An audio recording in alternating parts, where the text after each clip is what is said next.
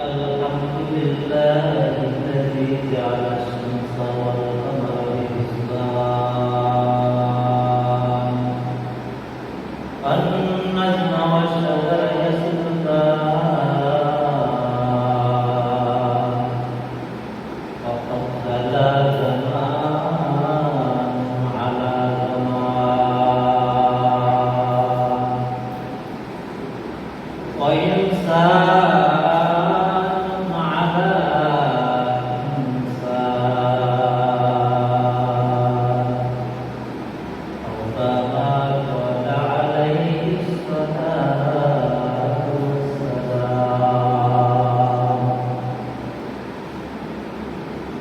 أما بعد فأعوذ بالله من الشيطان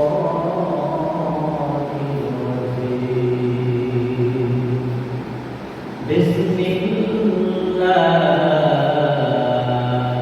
الرحمن الرحيم وما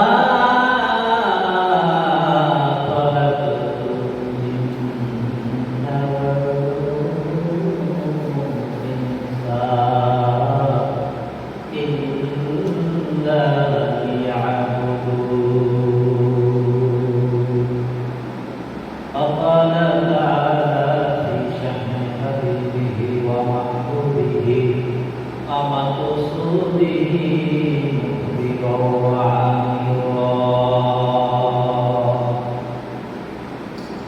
إن الله وملائكته يصلون على النبي يا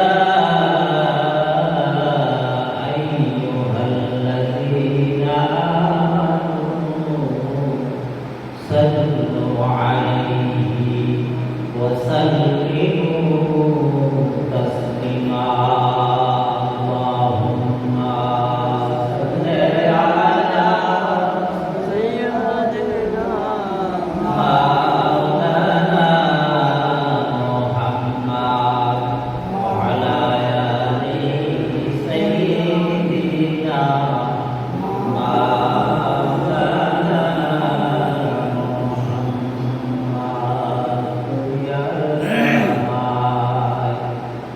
দুনিয়ায় রবে তুমি তো থাকবা না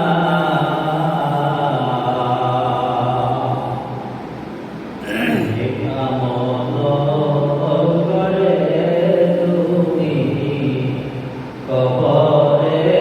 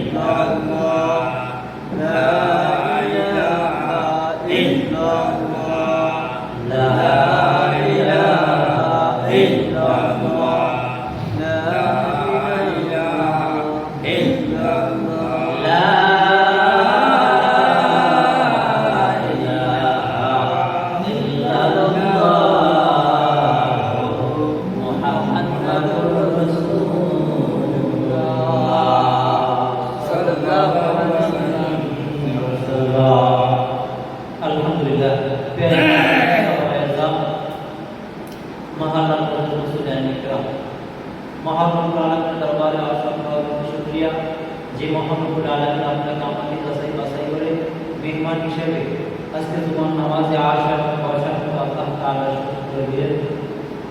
সেই জন্য সেই মহান মালিকের কাছে নিজের দাবি পূজা করে দিয়ে কালিমাতুল শুকর আদায় করে বলি আলহামদুলিল্লাহ। আল্লাহ তাআলা আমাদেরকে ভালোবেসে সুস্থ রেখে আজকে তোমার নামাজে আসার মতো আল্লাহ সুযোগ করে দিলেন।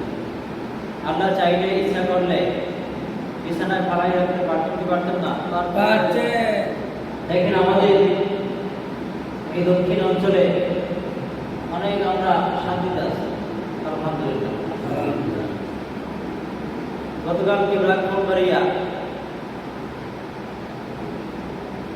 মানুষ মারা গেছে, ঘরের ভিতরে যে লাশটা রাখবে সেই জায়গা নাই। কেলা গাছের ভোর খিলাইয়া ভোরের উপরে নিয়ে দাঁড়াই আছে যে কোথায় মাটি পাবো, কোথায় এই ব্যক্তিকে দাফন করব।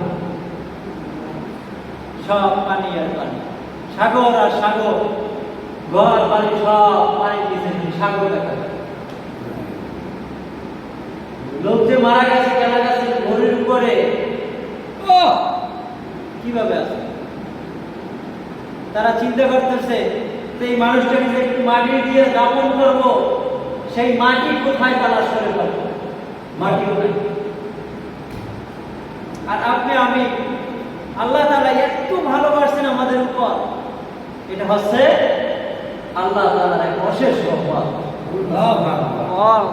কার রহমত? আল্লাহ তাআলা।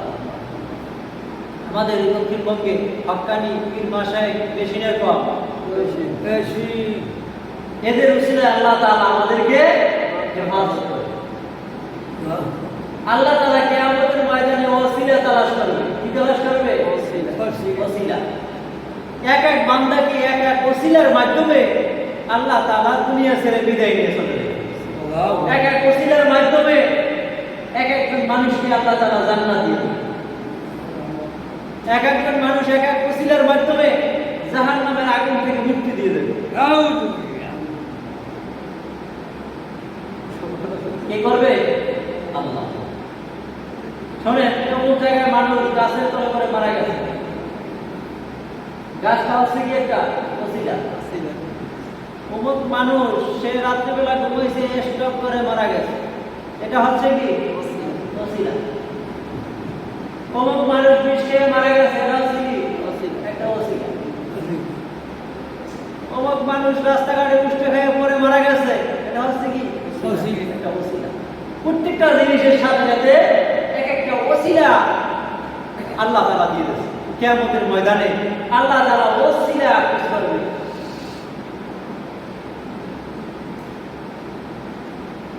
আজকে শুক্রবার দিন, জুমার নামাজ, গরিবদের জন্য হজ। যে কবল মোরা তুই মক্কা মদিনায় গিয়ে হজ করতে পারো বা নাও পারো, কিন্তু আজকে জুমার নামাজে যদি তুই যাইয়া হাজির হও, আমি আল্লাহ তাআলা তোর হজ মক্কা মদিনায় গিয়ে কবুল হইতেও পারে, নাও হইতে পারে, কিন্তু মসজিদে গিয়ে যদি জুমার নামাজ আদায় করো, নিশ্চিত আমি আল্লাহ তাআলা তোর আমল নামে একটি কবুলিয়ত হজ লিখে দেব। মানুষ নামাজ পড়লে খুশি হয় কে? আল্লাহ। আল্লাহ। আর বেজার হয় কে? শয়তান। শয়তান। এই শয়তান বেজার হয়, আর যদি নামাজ পড়তে না যায় শয়তান খুশি হয়, আল্লাহ তাআলা বেজার হয়ে যায়।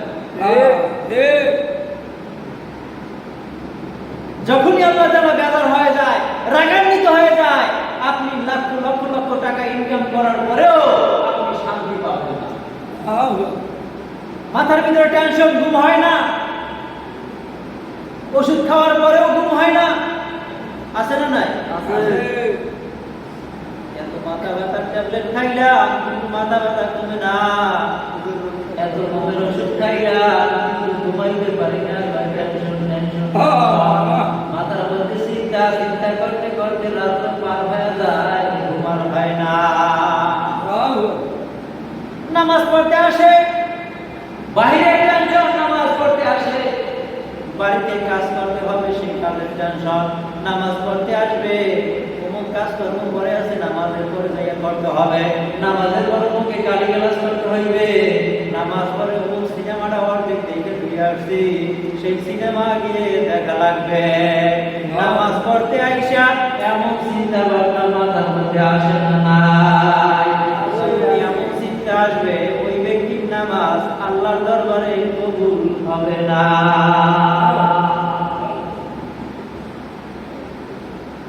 মাথার মধ্যে টেনশন, নামাজ পড়তে আসছে, চিন্তা করতে আছে কয় রাকাত নামাজ পড়লাম। হুজুরে নামাজ আদায় করে 3 রাকাতে পয়সা পড়ছে। কয় রাকাতে? 3 রাকাত নামাজে হুজুরে পয়সা পড়ছে। পিছন থেকে ডাক দেয়া বলে, হুজুর আপনার নামাজ 3 রাকাত হইছে, 3 রাকাতে পয়সা পড়ছেন। অন্য কোনো মুসল্লিরা লোকমা দিল না, কিন্তু তুমি হঠাৎ করে পিছন থেকে বলো যে 4 রাকাত নামাজে 3 রাকাতে পয়সা পড়ছে না, আমি জানি। লোকমা দিলা না কে? আমি হিসাব করছিলাম। আছে না না?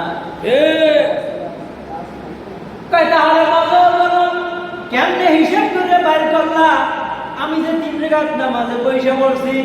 হুজুর শোনে, আমার 4টা ব্যবসা আছে। কয়টা ব্যবসা? 4টা ব্যবসা আছে।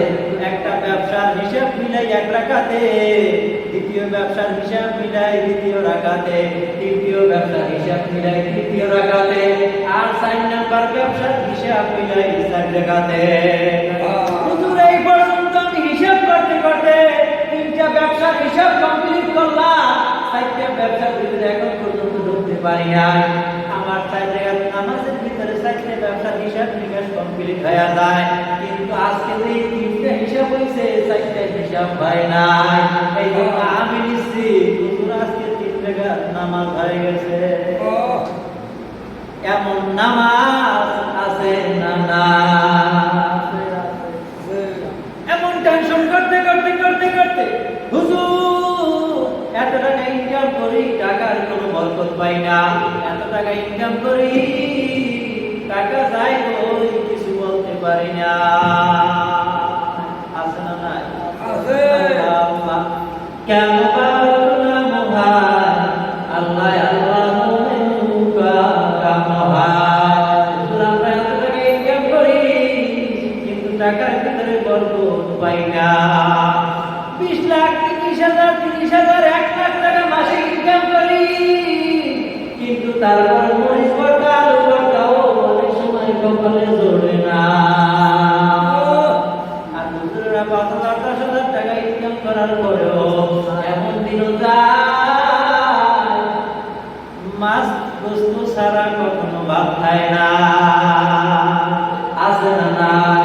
আল্লাহ আল্লাহ কেন বারত নাম ভাই আল্লাহ আল্লাহ মুমিনুকা কাম ভাই। অল্প টাকা ইনকাম করার পরেও বরকত আছে না নাই? খায় ভালো, ঘুমো ভালো, টেনশন তেমন নাই। আল্লাহর কাছে দামি হয়ে যায়। এই জন্য আল্লাহ তাআলার কাছে যখনই বান্দা ইবাদত করে আল্লাহ তাআলার নিকটবর্তী হয়ে যায়। যখন বান্দা ইনকাম করে ওই ইনকামের ভিতরে বরকত আমার আল্লাহ তাআলা দিয়া দেয়। নামাজ পড়বেন না, যত টাকা ইনকাম করবেন যেভাবে আসবে হারাম ভাবে, ঠিক হারাম ভাবে টাকা চলে যাবে। নামাজ পড়বেন না, ইবাদত করবেন না, আল্লাহ তাআলা যদি ওই টাকার প্রতি বেজার হয়ে যায়, যত টাকা ইনকাম করবে কোনো টাকায় বরকত পাইবেন না। কথা বিশ্বাস হয় কিনা? মুসলমান যেহেতু নামাজ পড়া দরকার আছে না না? হিন্দুরা নামাজ পড়ে না। কারা নামাজ পড়ে না? হিন্দুরা নামাজ পড়ে, ইহুদি খ্রিস্টানরা নামাজ পড়ে। হিন্দুরা পায়খানা পেশাব করে, ঢিলেগুলো ব্যবহার করে। আর মুসলমান হয়ে সে যদি নামাজ না পড়ে তাহলে হিন্দুদের চাইতেও খারাপ হয়ে যায় কিনা বলে? মুসলমান হয়ে ঢিলেগুলো ব্যবহার না করে হিন্দুদের চাইতেও খারাপ কিনা বলে? হিন্দুদের সমতুল্য। মুসলমান যাবে মসজিদে, কিন্তু মুসলমান যায় মন্দিরে। হিন্দুরা যাবে মন্দিরে, কিন্তু আজ পর্যন্ত কোনো হিন্দু দেখছে যে ভাই আয় আমরা একলাগে নামাজ পড়ি? আসছে?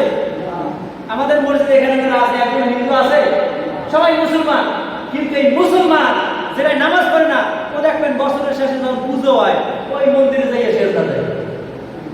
আছে না নাই? আল্লাহ তাআলা যেন এদেরকে হেদায়েত দান করেন।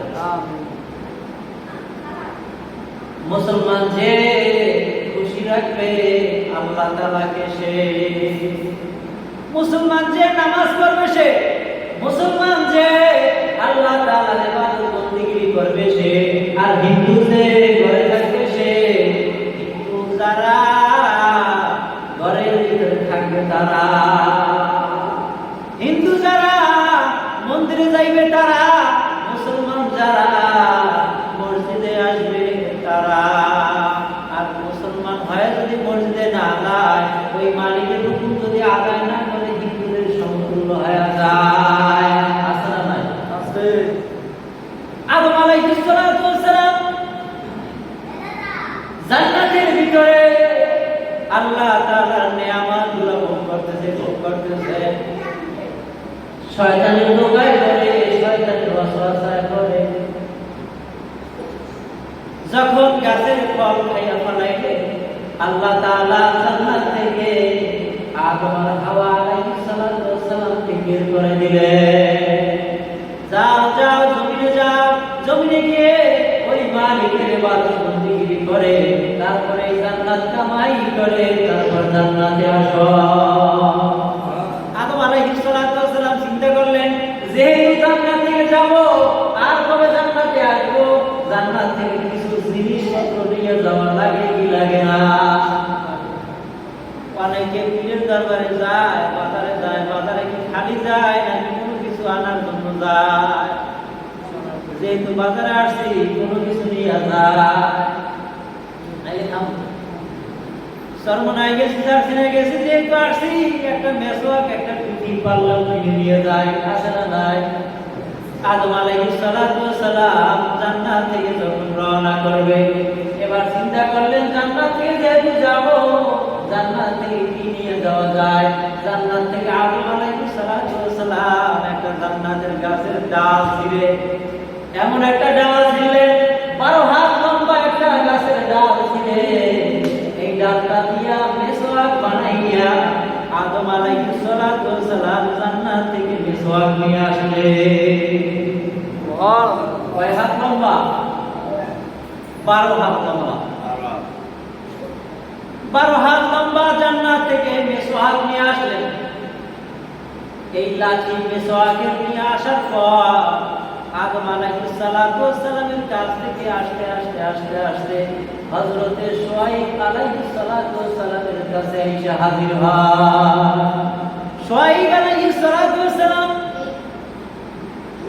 মাঠের ভিতরে বকরি চরায়। এই লাঠি কেন নিয়ে মাঠে যায়? বকরি চরায়, বকরি রাখে। কিসের লাঠি বলে? জান্নাতের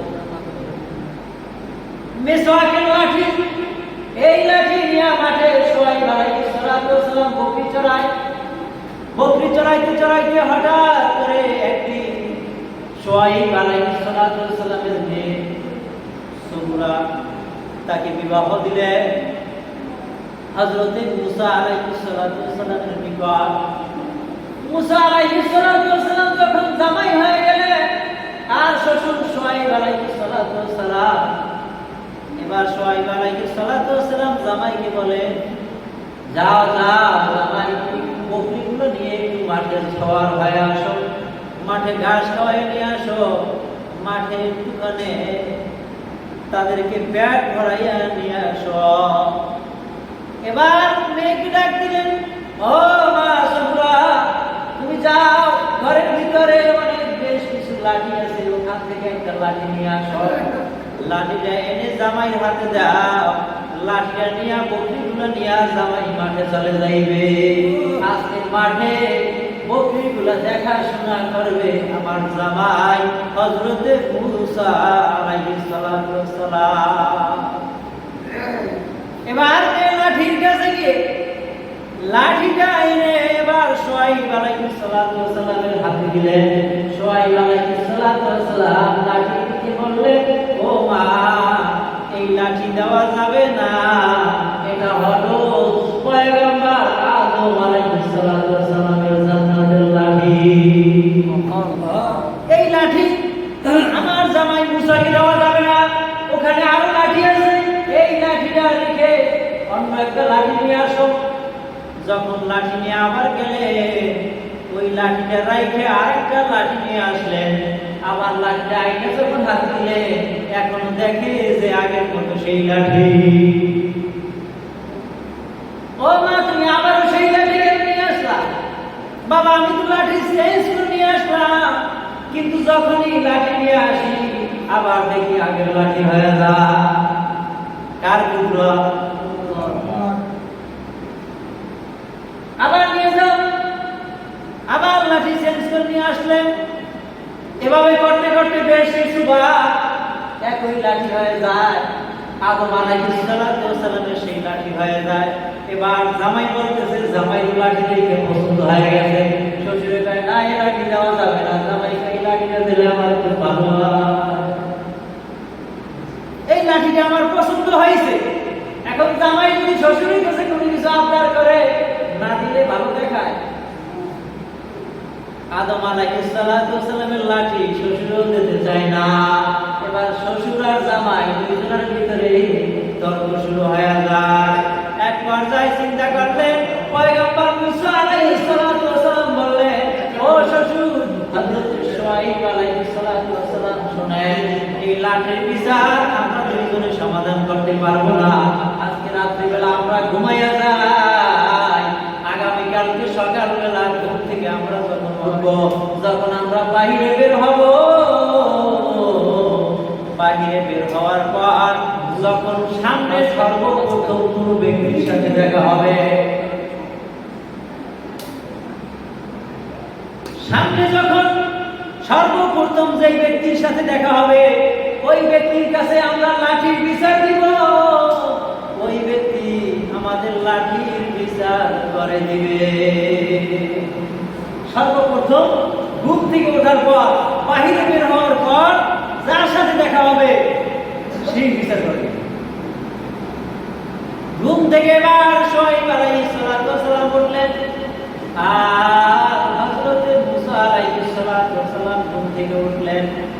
দুজন উঠে যখন বাহিরে বের হইলেন, আল্লাহ তাআলা হযরত জিবরাইল আলাইহিস সালাতু ওয়াস সালামকে পাঠাইলেন মানুষের সুরত ধরে। ও জিবরাইল, যাও, আমার পয়গম্বর হযরত শুআয়ব আর পয়গম্বর মুসা আলাইহিস সালাতু ওয়াস সালাম দুজনার ওই লাঠির ফয়সালা দিয়ে দাও। বিচার করতে আসছে কে? হযরতে জিবরাইল আলাইহিস সালাতু ওয়াস সালাম। যখন বাইরে বের হইলেন, সামনে এক যুবকের সাথে দেখা। ও যুবক, আমাদের শ্বশুর আর জামাইয়ের ভিতরে সমাধান করে দাও।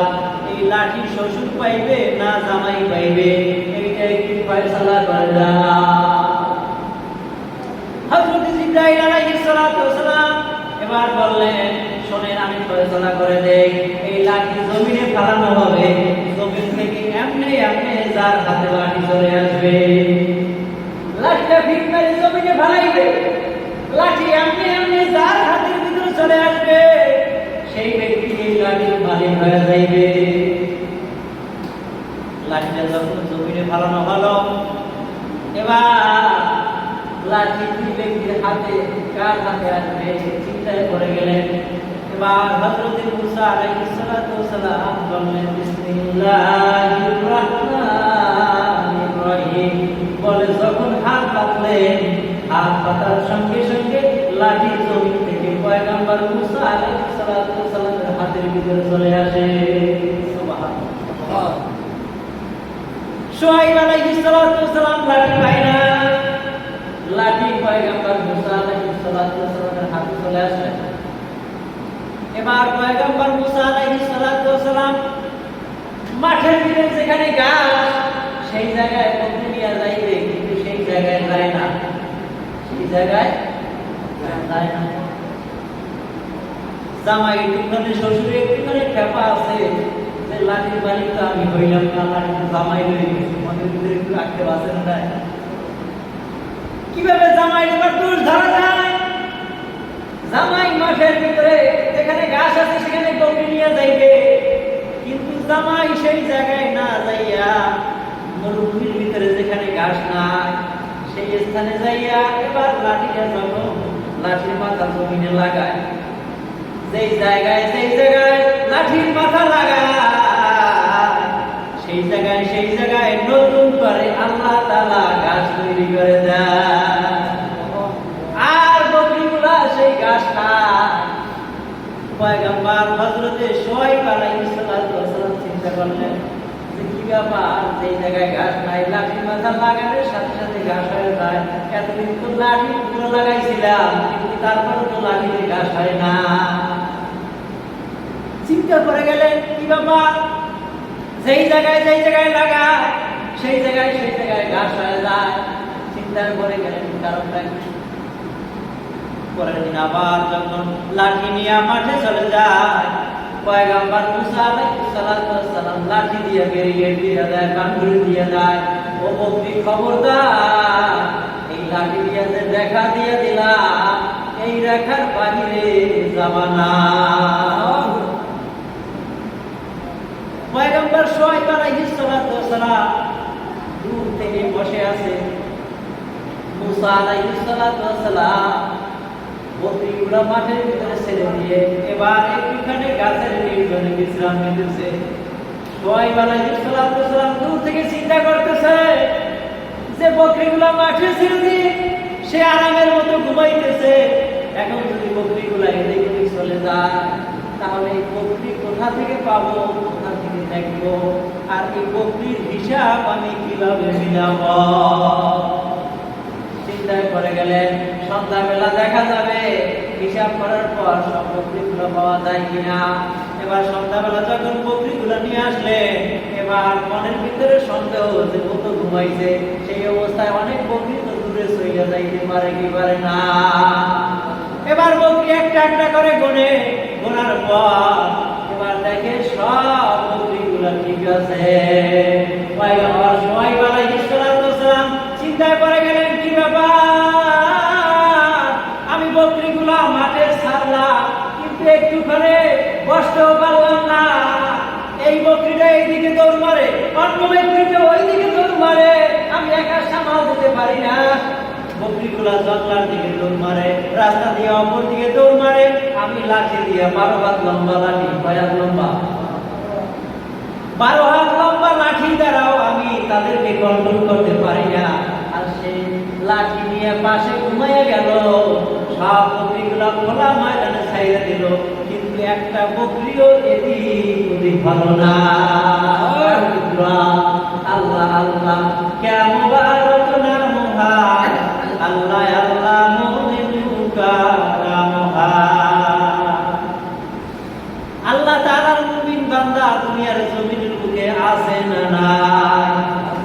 এমন বান্দারা আছে রাত্রিবেলা সদা হয়ে ওই মালিকের কদমে লুটিয়ে পড়ে, সে দাদাই দেয় না। ওই মালিককে যখন ডাক দেওয়ার সঙ্গে সঙ্গে আল্লাহ তাআলা ওই বান্দার ডাকে সাড়া দিয়ে দেয় না। আল্লাহ তাআলা ইবাদত বন্দেগী করলে ক্ষুধাও লাগে না। রমজানের রোজা রাখলে পেটের ভিতরে ক্ষুধা অনুভব হয় না। যাদের নামাজি ব্যক্তি, যারা নামাজি ব্যক্তি, এদের পেটে ক্ষুধাও লাগে না। সারাদিন রোজা থাকার পর সন্ধ্যাবেলা ইফতারিটাও ঠিক মতো খায় না, এক গ্লাস পানি খেয়ে ক্ষুধার নিবারণ হয়ে যায়। এমন লোক আছে না? তারপরে ভোর রাইতে আবার মনে চাইলে খায়, মনে চাইলে না খায়, তারপরে আছে না নাই? বাঁচাই রাখে কে? আল্লাহ। পয়গম্বর মুসা আলাইহিস সালাতু ওয়াস সালাম তার এই ঘটনা দেখে কিছু কিছু লোক কালেমা পড়ে, পয়গম্বর মুসা আলাইহিস সালাতু ওয়াস সালামের হাতে কালেমা পড়ে মুসলমান হয়ে যায়। এবার পয়গম্বর হযরত মুসা আলাইহিস সালাতু ওয়াস সালাম তার একজন খাদেমকে নিয়ে রওনা করলেন। খাদেমকে নিয়ে রওনা করার পর 3 দিনের সফরে রওনা করলেন। যে 3 দিন গিয়ে মহল্লায় মহল্লায় গ্রামে গ্রামে আল্লাহ তাআলার দ্বীনের দাওয়াত দিবে। কয় দিনের সফর? 3 দিন কি 3.5 দিনের সফর। রওনা দিলেন যখন, এবার সামনে কি করবে চিন্তা করলেন। ব্যাগের ভিতরে মাছ পাড়ে পাড়ে কুটে কুটে টুকরা টুকরা করে রান্না করে ব্যাগের ভিতরে নিয়ে এনেছে। মাছ রান্না করে নিয়ে এনেছে।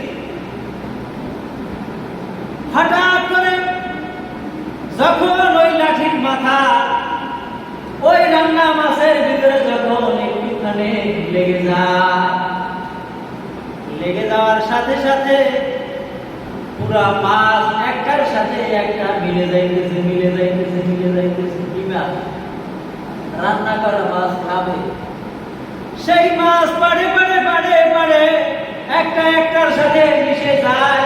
মিশে গিয়ে এবার পুনরায় মাছ আবার আস্তে আস্তে কিছু হয়ে ব্যাগের ভিতরে লাফাইতেছে লাফাইতেছে।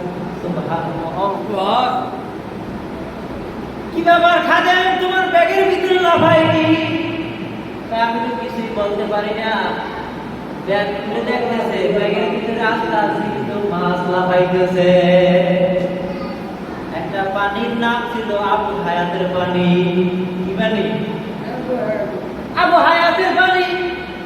এই পানি দ্বারা যখন ওযু করলে, ওযু করার পর আবার এক রিওয়ায়াতে আছে যখন ওযু করছে ওযুর পানি দাঁড়িয়ে থেকে যখন গড়াইয়া গড়াইয়া ফোঁটা ফোঁটা ওই মাছের ভিতরে যখন পড়ে, আবু হায়াতের পানি মাছের ভিতরে পড়ার সাথে সাথে ওই মাছটা পুনরায় জীবিত হয়ে যায়। আবু হায়াতের পানি এমন পানি, যেই পানি শরীরে মরা মানুষের শরীরে লাগলে মরা মানুষও জিন্দা হয়ে যায়। আর জীবিত মানুষের শরীরে আবু হায়াতের পানি লাগার সাথে সাথে ওই মানুষ অমর হয়ে যায়। কিয়ামত পর্যন্ত অমর হয়ে থাকবে। এই আবু হায়াতের পানি হযরত লুকমান আলাইহিস সালাতু ওয়াস সালাম বিভিন্ন জায়গায় খোঁজ করতে করতে করতে করতে জীবন পার করে দিছে, কিন্তু তারপর আবু হায়াতের পানি খুঁজে পায় না। এই আবু হায়াতের পানি হযরত খিজির আলাইহিস সালাতু ওয়াস সালামের নসিবে জুড়ছে। এই জন্য খিজির আলাইহিস সালাতু ওয়াস সালাম কিয়ামত পর্যন্ত তিনি অমর হয়ে থাকবে। এমন একটা পানি, মরা মাছ। এই মাছের গায়ের ভিতরে আবু হায়াতের পানি লাগার সাথে সাথে মরা মাছ জীবিত হয়ে পানির ভিতরে দৌড় মারে। পয়গম্বর হযরত মুসা আলাইহিস সালাতু ওয়াস সালাম এই লাঠি নিয়ে রওনা করলেন। আল্লাহ তাআলা বললেন, ও পয়গম্বর মুসা, আমি এই লাঠি পাঠাইলাম একটা ওসিলার মাধ্যমে। কিসের মাধ্যম বলেন? ওসিলা। মানুষ মরে, মরার মধ্যে ওসিলা আছে না নাই? মানুষ মারা গেছে গাছের তলে পড়ে, মানুষ মারা গেছে গাছে করে পড়ে, গাছটা ওসিলা। মানুষ মারা গেছে স্টক করে, এটা হচ্ছে একটা ওসিলা। ও পয়গম্বর মুসা, আমি আল্লাহ তাআলা জান্নাত থেকে আদম আলাইহিস সালাতু ওয়াস সালামের মেসওয়াকের জন্য 12 হাত লম্বা একটা লাঠি দিলাম। এই লাঠিটা একটা ওসিলার জন্য আমি পাঠাইলাম। কার ওসিলা? ফিরআউনের ওসিলা। কার ওসিলা? ও পয়গম্বর মুসা, ফিরআউন মারা যাইবে, আর মারার জন্য একটা ওসিলা আছে। এই ওসিলার জন্য আমি এই লাঠিটা তোমার কাছে দিয়ে দিলাম। কিসের লাঠি বলেন? জান্নাতের লাঠি। ফিরআউন, আমি মালিক থাকা সত্ত্বে, আমি আল্লাহ থাকা সত্ত্বে ফিরআউন নিজেকে খোদা দাবি করবে, নিজেকে আল্লাহ দাবি করবে। এই জন্য আল্লাহ দাবি করার জন্য আমি এই লাঠিটা আমি একটা ওসিলার মাধ্যমে আদম আলাইহিস সালাতু ওয়াস সালামকে জান্নাত থেকে বের করে দিলাম। সাথে সাথে এই 12 হাত লম্বা একটা মোজেজা লাঠি দিয়ে দিলাম, লাঠিটাও একটা মোজেজা। এবার এই লাঠিটা নিয়ে শ্বশুরের ভিতরে জামাইয়ের ভিতরে একটুখানি চিন্তা করলেন, শ্বশুরে যে লাঠিটা কিভাবে নেওয়া যায়, লাঠিটা কিভাবে নেওয়া যায়, মনের ভিতরে একটুখানি কষ্ট দুঃখ রয়ে গেছে। এবার লাঠিটা নেওয়ার জন্য একটুখানি প্ল্যান করলেন।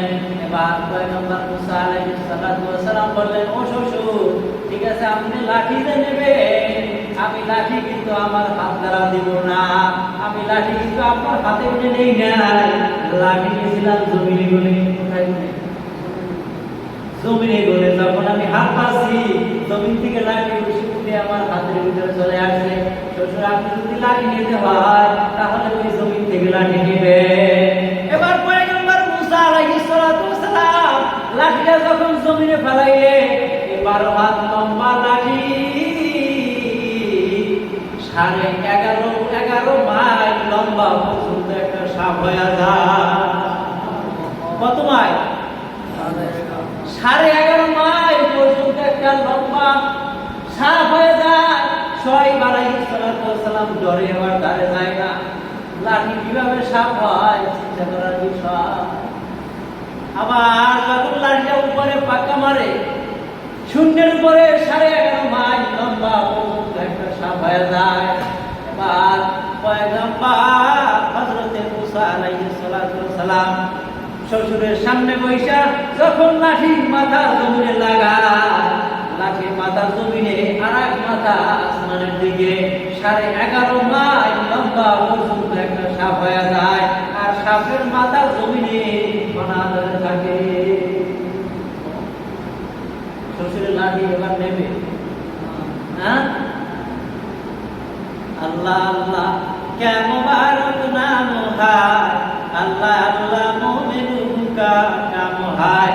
আল্লাহ তাআলা জিবরাইলকে পাঠাইলেন, জিবরাইল যাও ও আমার শুআয়বের কাছে বলে দাও, ও শুআয়ব এই লাঠি তোমার কাছে চিরদিন থাকবে না। লাঠি পাঠাইছিলাম আদমের কাছে, আদম থেকে শুরু করতে করতে শুআয়ব আলাইহিস সালাতু ওয়াস সালাম তোমার কাছে আসছে। এখন তোমার কাছ থেকে পয়গম্বর মুসা আলাইহিস সালাতু ওয়াস সালামের কাছে পাঠাইলাম, এবার মুসার কাছে থাকবে।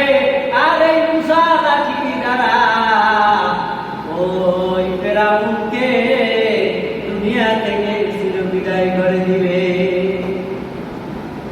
লাঠি তোমার দরকার নাই। 3.5 দিনের সফরে যাইবে। সফরে যখন রওনা করলে ওই লাঠি দ্বারা যখন আঘাত করে, ওই সমুদ্রের পানি বরফের মতো হয়ে যায়। যখন মরা মাছ ছাড়ে, আবু হায়াতের পানি সাথে সাথে মরা মাছ উজাতা হয়ে যায়। আর ওই মাছটা ওই সমুদ্রের পানি দিয়া যেই জায়গা দিয়া দৌড় মারে, সেই জায়গা দিয়ে আস্তে আস্তে রাস্তা হয়ে যায়। কেমন সুন্দর! এবার ফেরাউন ডাক দেয়া বলে, আমি খোদা, আমার ঘরে এই মহল্লার ভিতরে, এই রাজ্যের ভিতরে, এই রাষ্ট্রের ভিতরে কেউ খোদা দাবি করতে পারবে না। যদি কেউ খোদা দাবি করে তাহলে তাকে কতল করিয়া ভালাবো। আল্লাহ তাআলা জিবরাইলকে পাঠাইলেন, ও জিবরাইল যাও, তোমাকে মানুষের সূরত করে ওই ফেরাউনের সামনে পাঠাই দিলে। এবার ফেরাউনের সাথে পাঠানোর পর সে ফেরাউনের কাছে জিজ্ঞাসা করবা যে তুমি হইছো খোদা, তোমার পরে এই পৃথিবীর ভিতরে আর কেউ খোদা নাই আছে? ফেরাউনের কাছে আসলে একটা কাগজ নিয়ে, একটা কলম নিয়া, ও ফেরাউন তুমি শোনো, এই মহল্লার ভিতরে, এই দেশের ভিতরে তোমার পরে কেউ খোদা নাই, তোমার পরে কেউ আল্লাহ নাই। তোমার সামনে যদি অন্য কোনো ব্যক্তি এসে বলে আমি বড় খোদা, আমি বড় আল্লাহ, হ্যাঁ, ফেরাউন দাবি করতেছে আমি বড় খোদা, আমি বড় আল্লাহ, আমার পরে কোনো আল্লাহ নাই। ও ফেরাউন, তোমার সামনে যদি অন্য কোনো ব্যক্তি এসে খোদা দাবি করে তাহলে তুমি তাকে কি করবা? তাকে তুমি কি করবা? এবার ফেরাউন বলতেছে, যদি আমার সামনে কোনো ব্যক্তি এসে খোদা দাবি করে, আল্লাহ দাবি করে, তাহলে তাকে নীল দরিয়ার পানির ভিতরে আমি চুবাইয়া চুবাইয়া মারবো। ঠিক আছে? আপনার সামনে যদি কেউ খোদা দাবি করে আপনি নীল দরিয়ার পানির ভিতরে সুবাই সুবাই মারবেন। এই কথাটা এই কাগজের ভিতরে এই কলম দিয়ে লিখবেন। কথা বুঝতে পারলেন? এবার কাগজের ভিতরে লিখে দিলেন, যদি আমার সামনে কেউ খোদা দাবি করতে চায় তাহলে তাকে নীল দরিয়ার পানির ভিতরে সুবাইয়া সুবাইয়া মারবে। এবার জিবরাইল আলাইহিস সালাতু ওয়াস সালাম কাগজখানা নিয়ে গেলেন, আল্লাহ তাআলার কাছে গিয়ে বলে, আল্লাহ, তার সামনে যদি কেউ খোদা দাবি করে তাকে নীল দরিয়ার পানির ভিতরে সুবাইয়া সুবাইয়া মারবে। মরার সময় ঘনাই আসছে। এবার পয়গম্বর মুসা আলাইহিস সালাতু ওয়াস সালাম উপর আক্রমণ করছে। নদীর কিনারায় যখন যায় পয়গম্বর মুসা আলাইহিস সালাতু ওয়াস সালামের দরবার নিয়ে আর ফেরাউন লড়াইতে লড়াইতে তার সৈন্যবাহিনী নিয়ে সমুদ্রের কিনারায় কাছাকাছি যখন চলে আসে, এবার পয়গম্বর মুসা আলাইহিস সালাতু ওয়াস সালাম বলতেছে, ও আল্লাহ, এখন সামনে সমুদ্র ছাড়া কোনো জায়গা নাই, আল্লাহ আপনি আমাকে বাঁচান। ও